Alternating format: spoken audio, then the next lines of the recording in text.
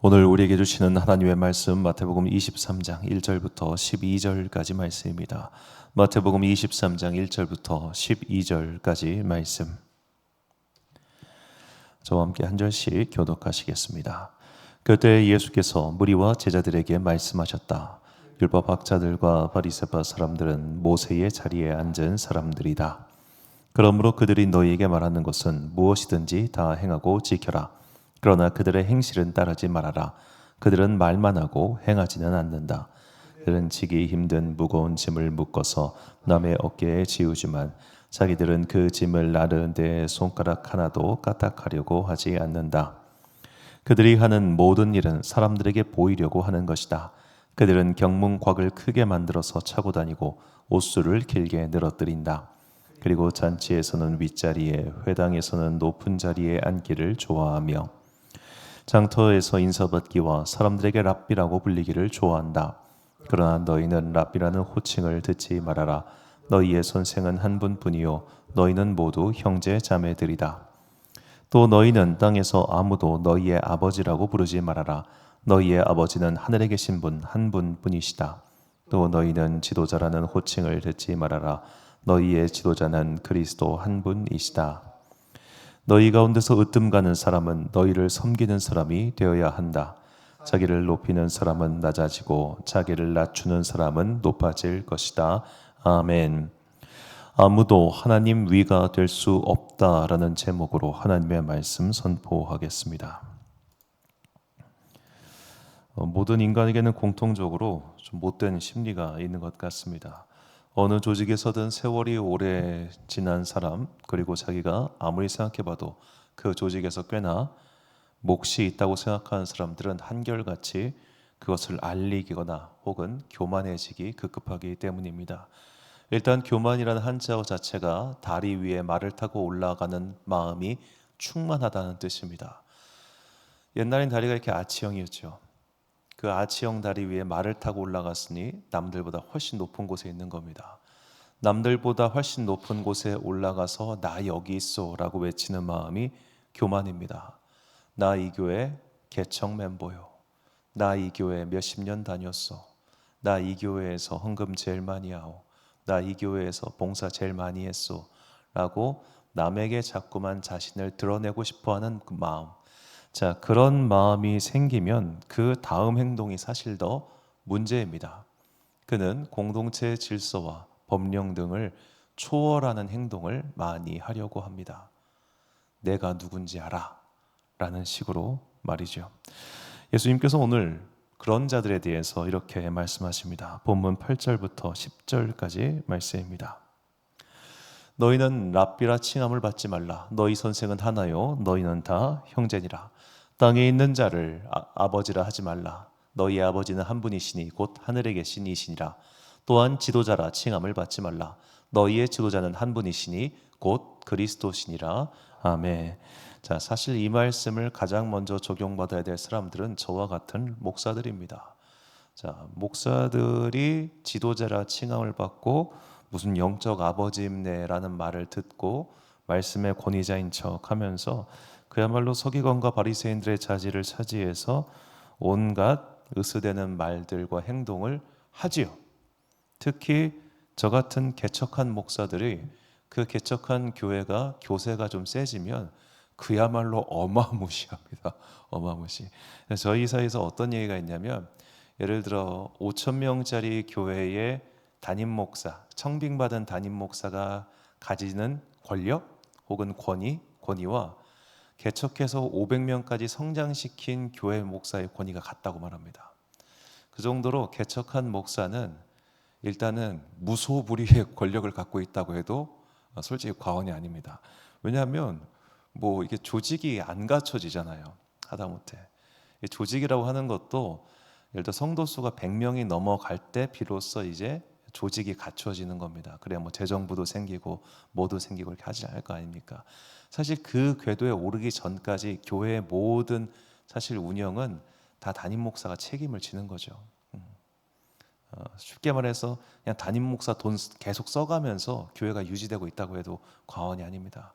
그 담임 목사는 저희 지역에 이제 여러 개척한 목사님도 마찬가지지만 온 가족이 정말 돈을 끌어모아 가지고 교회를 시작하고 해요. 그거 어쩔 수 없는 일입니다. 그러다 보니까 당연히 그 목사의 발언권 지분이 셀 수밖에 없죠. 자, 문제는 그게 고착화됐을 때입니다. 문제는 그것이 나에게 당연할 때입니다. 자, 그렇게 당연하면 그 목사는 나중에 은퇴해서도 괴물이 됩니다. 저는 아직도 이제 서울의 얘기긴 한데 이해는 돼요. 왜냐하면 그 교회 건물이 담임 목사가 자기가 회사 다니다가 은퇴한 돈으로 산 건물이에요. 그러니까 그 건물 명의가 담임 목사한테 있습니다. 그리고 거기서 이제 교회를 시작했습니다. 건물주가 담임 목사인 거예요. 근데 그분이 원로가 됐습니다. 그러면 이제 건물의 명의에 대해서 그걸 교회에 그냥 이전하든지 혹은 뭐 제값을 주고 팔든지 이렇게 해서 이제 손을 떼야 되잖아요.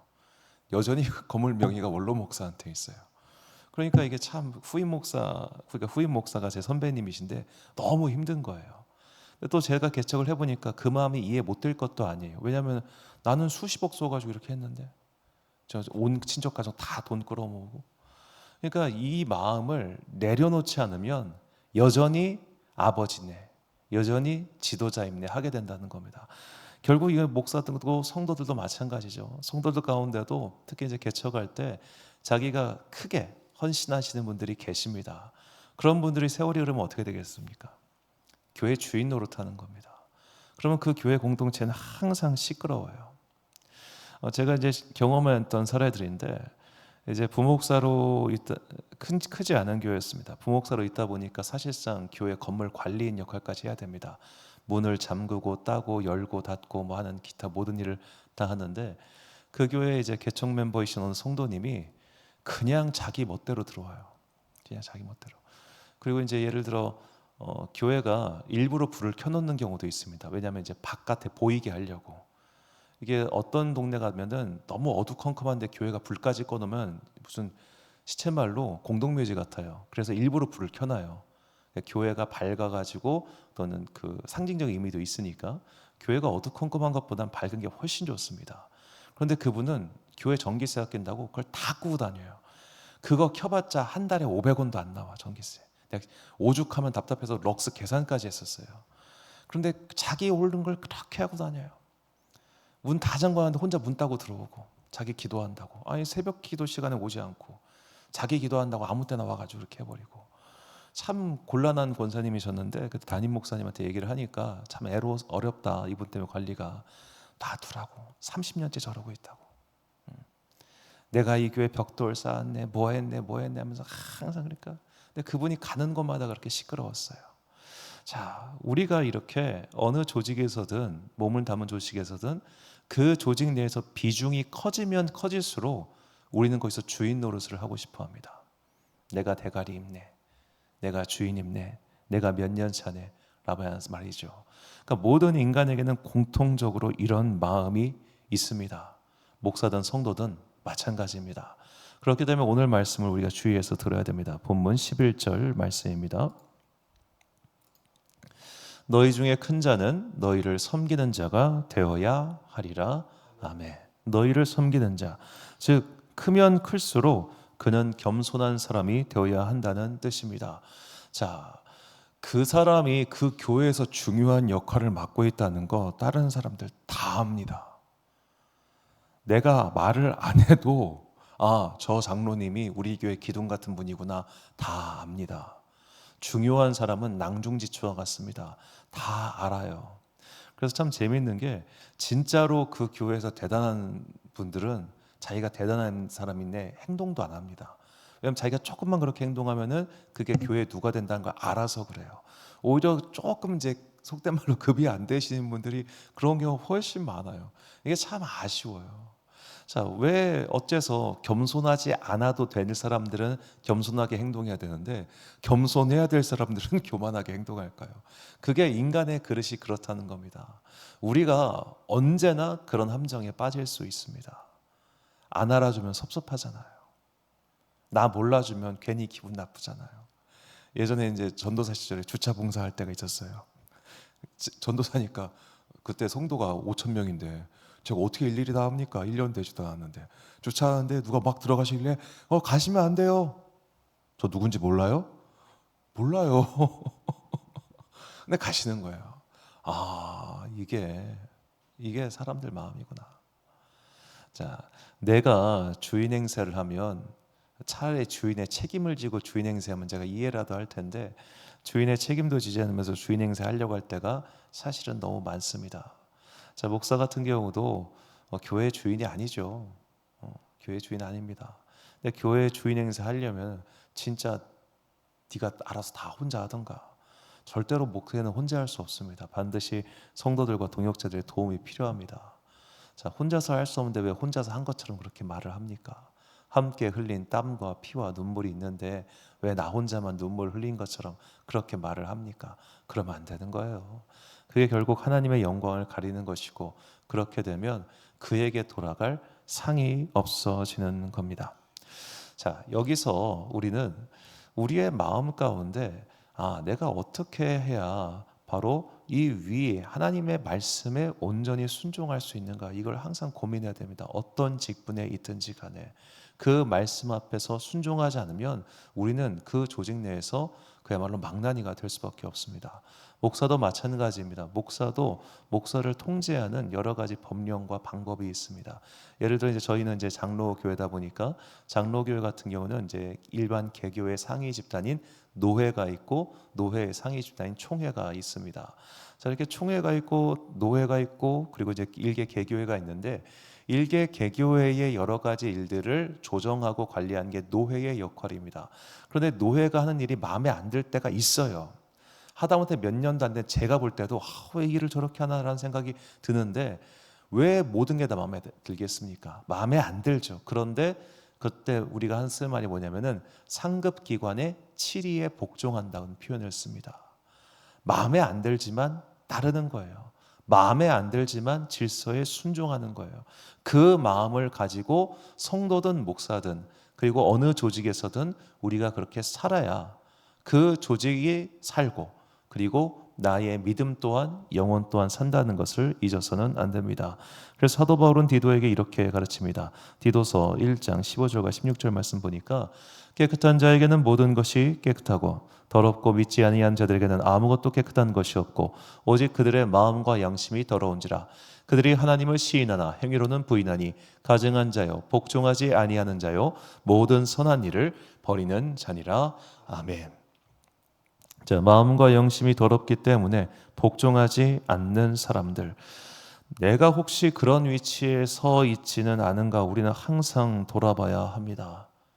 나는 지금 하나님의 말씀에 복종하고 있는가? 순종과 복종은 다르죠.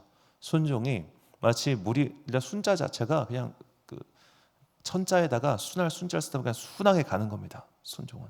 복종은 납작 엎드리는 겁니다. 엎드리는 걸 누가 좋아합니까? 엎드리는 건 다 싫습니다. 그런데 하나님께서는 때론 너 복종해 라고 하십니다. 나의 의지와 나의 마음을 꺾고 내가 복종하는 겁니다. 따르기 싫지만, 반발심이 들지만 그래도 복종하는 겁니다. 왜? 그렇게 해서라도 나의 이 솟구치는 교만의 마음을 누르고 내가 그 아랫자리 섬김의 자리로 갈 수 있다면 싫지만 복종해 보는 거예요. 싫지만 고개를 숙여보는 거예요. 이게 은연중에 우리의 마음을 순종의 자리로 이끌어갑니다. 제가 만났던 한 장로님 이야기입니다. 그 장로님은 저 같은 일개 전도사한테 고개 숙여 인사할 필요가 없는 분이십니다. 그 교회 개척 멤버고 누구나 다 아는 장로님이셨습니다. 그런데 그 태도에 제가 굉장히 인상 깊었던 게, 그분 딸이랑 저랑 나이 차이가 안 나요. 자식뻘입니다, 진짜로. 그런데도 그 자식뻘 되는 전도사에게 딱 각을 잡고 인사하시더라고요. 그 모습이 제가 잘나서겠습니까? 절대 그렇지 않습니다. 그분이 믿음 생활하는 태도입니다.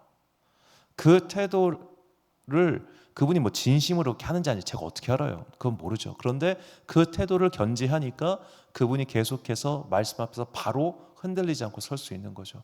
지금 은퇴하셨지만 지금까지 참 존경받는 장로로 교회에 계시는데, 참 그런 분들 보면서 그래, 믿음 생활은 어쩔 수 없다.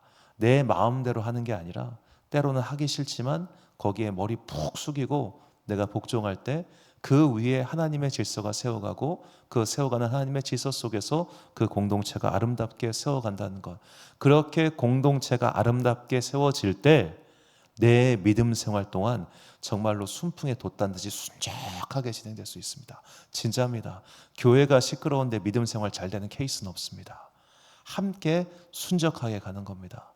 혹시라도 나로 인해 이제 뭐 여기 현장에 계신 분 관계없이 혹시 이제 영상 보는 분들 중에 혹은 나중에라도 볼 분들 중에 혹시 나로 인해 교회 공동체 내에 시끄러운 잡음이 생기고 있지는 않은가, 이거 정말 돌아보시고 하나님 앞에서 하나님 혹시라도 내가 부지불식간에 이 고개가 쳐들어 올라가가지고 내 주변 사람들 불편하게 한다던가 내 행실 때문에 누군가가 힘들어한다거나 혹은 질서를 어지럽히는 그런 일이 있습니까? 연차 오래되신 분들 중에 꼭 기도하십시오. 그렇게 해서 돌이켜야 비로소 나의 믿음자리가 평안해지고 그 평안한 믿음자리에 아름다운 열매가 맺히게 되는 겁니다. 결단의 말씀 히브리서 13장 17절 말씀을 우리가 찬 목소리로 봉독하겠습니다. 시작. 너희를 인도하는 자들에게 순종하고 복종하라. 그들은 너희 영혼을 위하여 경성하기를 자신들이 청산할 자인 것 같이 하느니라. 그들로 하여금 즐거움으로 이것을 하게 하고 근심으로 하게 하지 말라. 그렇지 않으면 너희에게 유익이 없느니라. 아멘. 사랑하는 지혜빛 광성교회 성도 여러분, 그리고 이 새벽 함께 깨우고 계신 귀한 주님의 자녀 여러분, 하나님의 말씀에 순종하고 교회의 치리에 복종하며 교회의 질서에 순종하는 것은 나의 영혼의 유익을 위해서입니다. 결코 다른 자들을 위해서 혹은 조직의 논리 때문에 이런 말을 하는 것이 아닙니다. 그렇게 해서 나의 반항을 정당화시키려고 하지 마십시오. 그것은 결국 당신의 믿음 생활을 힘겹게 만들 뿐입니다. 말씀에 순종하시고 또 질서에 복종할 때 때로는 마음에 안 들어도 그렇게 순종과 복종의 삶을 통해서 우리의 믿음 자리는 평안해질 것이고 그 평안해진 믿음 자리 위에 아름다운 믿음의 열매가 맺히게 되는 것입니다. 오늘 내 마음 가운데 혹시라도 나 이런 사람이야, 날 좀 알아줘야지 라는 마음이 있다면 그 마음 십자가에 모두 못 박으시고 성령의 불로 맑게 태우셔서 그 빈자리에 아름다운 생명나무 키워가는 여러분과 제가 되시기를 주의 이름으로 축원합니다. 기도하겠습니다.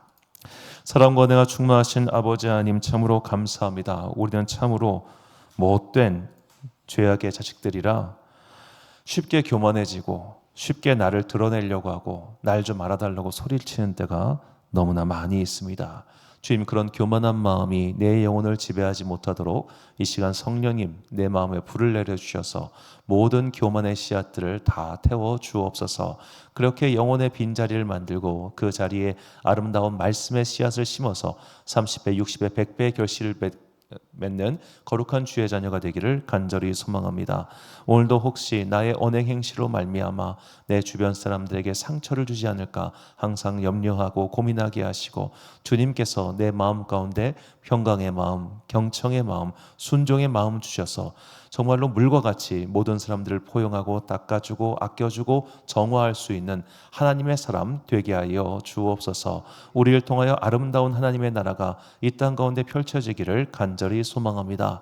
날씨가 추워지는 요즘입니다. 주님께서 당신의 백성들 지켜주시고 각자의 삶의 자리에서 최선을 다하여 아름다운 열매 맺을 수 있도록 은혜 베풀어 주시기를 간절히 소망하오며 이 모든 말씀 우리 구주 예수 그리스도의 이름으로 기도드립니다.